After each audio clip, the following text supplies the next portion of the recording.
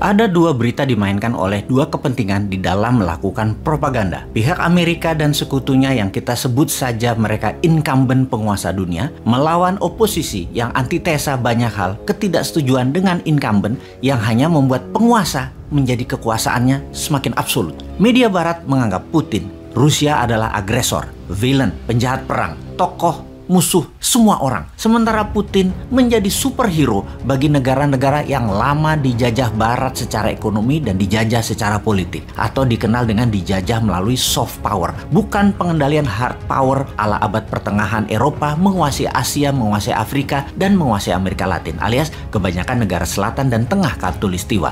Sebelum melanjutkan, sangat disarankan sahabat mensubscribe channel Bosman Official satu lagi untuk memahami sejarah Soviet berdiri dan bubarnya Soviet karena akan dijelaskan detail di sana. Para negara terjajah menganggap Putin adalah war hero dan pahlawan yang akan mengalahkan Thanos, Amerika dan sekutunya Thanos itu. Temannya Putin adalah Xi Jinping yang pandai memainkan posisinya dengan muka seribu muka. Separuh kaki di barat, separuh kaki di utara, dan pastinya injek Afrika dan Asia Tenggara. Jadi dalam propaganda, Putin menggunakan kata-kata menyelamatkan Ukraina dan rakyatnya dari penjajahan Amerika dan sekutunya. Dalam propaganda barat, Putin adalah agresor yang haus kekuasaan dan haus darah seperti Hitler. Namun, kita yang jauh ribuan kilometer dari tempat bedil-bedilan konflik tersebut harus menjadikan hal ini pelajaran. Kita harus perdalam banyak hal agar paham lebih jauh lagi. Walau di tengah-tengah kekisruhan harga minyak goreng yang naik 100% dan langka, di tengah-tengah ingin nambah jabatan diperpanjang, kita harus kepala dingin belajar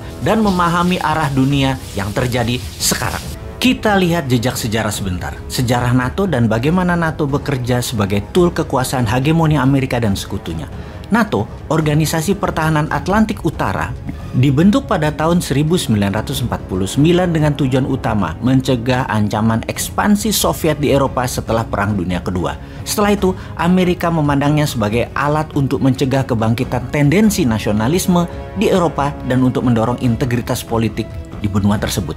Pada intinya, organisasi ini berperan sebagai aliansi keamanan kolektif dengan tujuan memberikan pertahanan bersama melalui sarana militer dan politik jika negara anggotanya terancam oleh negara eksternal. Akibat kebuntuan konflik perbatasan antara Rusia dan Ukraina, Ukraina semakin berambisi bergabung dengan aliansi NATO ini. Namun bagi Rusia, gagasan itu merupakan garis merah. Ini alarm, tanda bahaya nyala. Di sisi lain, setelah hancurnya Soviet, ada sejumlah bekas anggotanya yang kemudian merapat ke NATO. Aliansi ini juga berisi belasan bekas anggota Pakta Warsawa dulu yang dibentuk untuk menandingi NATO. Pada bulan Maret 1999, 3 negara Eropa Timur bergabung dengan Pakta Pertahanan NATO, yaitu Polandia, Ceko, dan Hongaria. Ketiga negara ini dulunya adalah anggota Pakta Warsawa yang dikendalikan oleh Soviet. Tapi perluasan NATO tidak berhenti pada 3 negara itu saja. Di tahun 2004, 3 negara Baltik, Estonia, Latvia, Lituania juga masuk NATO. Sebelumnya, ketiga negara ini termasuk kawasan Uni Soviet. Ketika Soviet bubar, ketiga negara kecil ini langsung menyatakan kemerdekaannya. Masih ada 4 negara Eropa Timur lain yang bergabung dengan NATO di tahun 2004, yaitu Bulgaria, Rumania, Slovenia, dan Slovakia. Lalu di tahun 2009 ditambah lagi, Albania dan Kroasia juga memutuskan masuk NATO.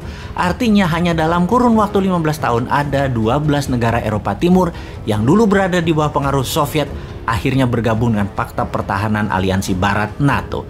Rusia gelisah. Dalam pertemuan puncak NATO di 2008 di Rumania, Presiden Rusia Putin menyuarakan kegelisahannya dengan perluasan NATO tersebut. Dalam konferensi pers, Putin mengingatkan munculnya sebuah aliansi militer di perbatasan Rusia bisa dilihat sebagai ancaman langsung ke Rusia.